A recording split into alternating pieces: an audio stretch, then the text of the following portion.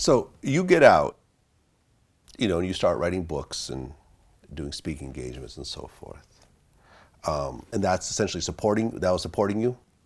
In good part, yeah. Yeah. Were you getting regular jobs, 9 to 5s, or? No. No, not your thing. I haven't had a regular job since I worked on the World Trade Center in the summer of when I was in high school. I was a union guy. My dad got me a job. Okay. In 2010, you were busted for writing bad checks. Correct.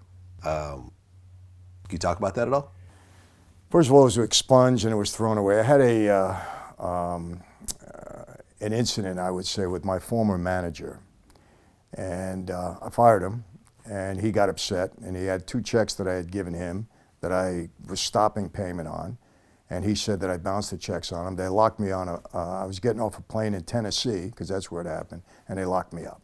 Okay. And after we talked about it, I was let loose, and they expunged the case, and that was the end of it. And that was the only time that you dealt with police since you got out? Since?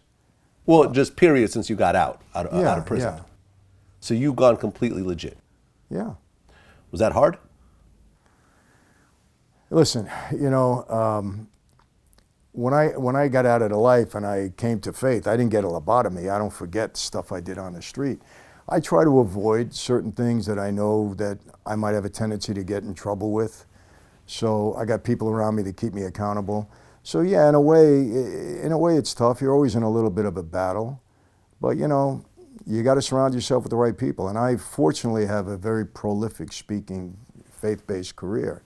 And so I'm always in the right environment.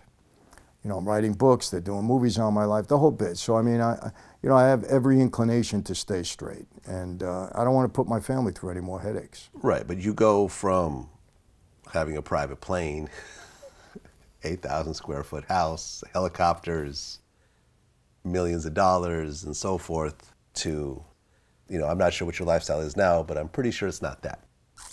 It's not that, but remember, in the interim, I spent 8 years in prison, 29 months and 7 days in the hole. I was in solitary for almost 3 years. Wow. Yeah, they kept me in lockdown. And I got to tell you, that's not easy. Regardless of what anybody says, we weren't meant to be solo crew. We were meant to be social. And I heard when the lights went out at night, you heard a lot of guys moaning and groaning. It was a tough situation. So, I mean, I know what it is to hit rock bottom, because I was there for a long time.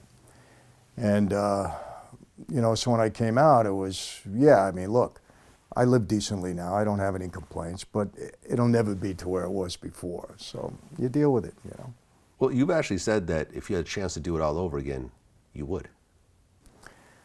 Well, I've said that. I don't know if I believe that now. There's certain parts of it that maybe I say, I'd like to go back for a limited amount of time maybe and just have that experience again, but that'll never happen. Yeah.